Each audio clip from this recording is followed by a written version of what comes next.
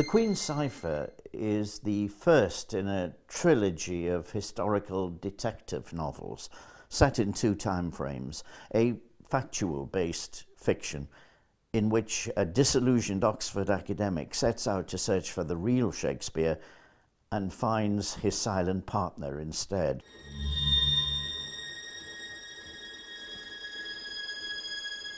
The debate over whether the actor William Shakespeare wrote the plays that bear his name has been actually going on since his own lifetime.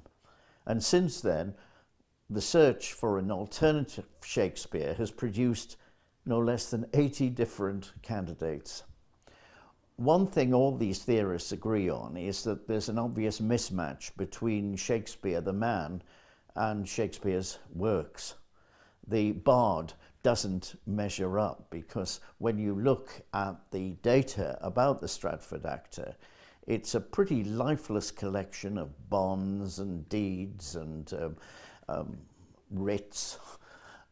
The man was very litigious, but there are no manuscripts, no books, no written letters, and he left a couple of daughters behind who couldn't even write their name.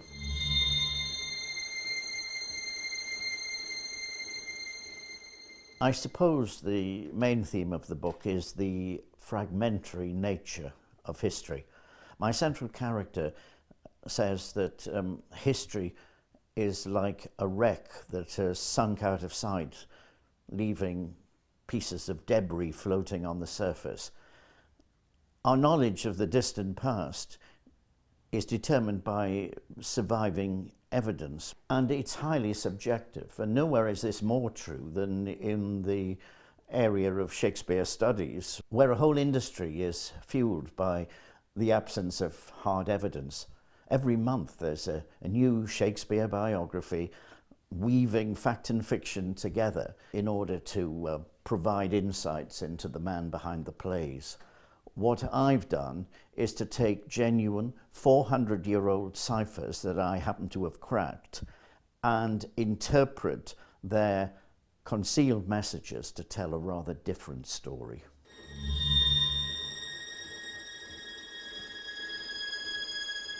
Cipher was the only way of keeping a secret in a disjointed world. In the 16th century, there was the equivalent of an intellectual arms race, which pitted code makers against code breakers.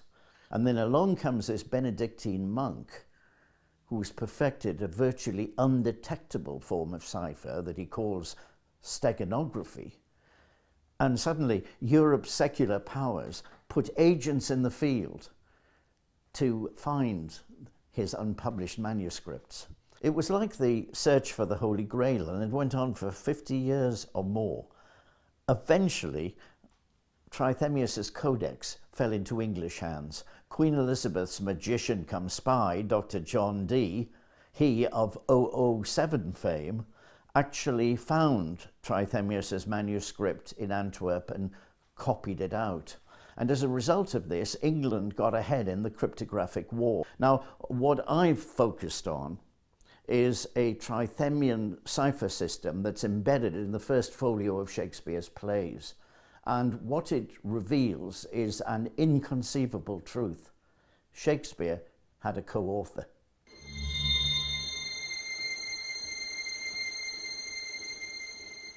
The first play to be performed in front of Queen Elizabeth was Gorboduc, and that had two authors, Norton and Sackville.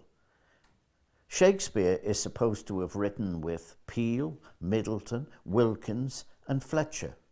And John Fletcher, who succeeded Shakespeare as the house playwright for the King's Men, well, he wrote with Massenger and Beaumont. So writing partnerships were the norm in those days, not the exception.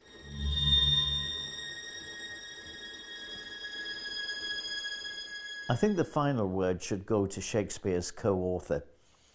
Mr. Anonymous once wrote, "The truth is so hard to tell, it sometimes requires fiction to make it plausible."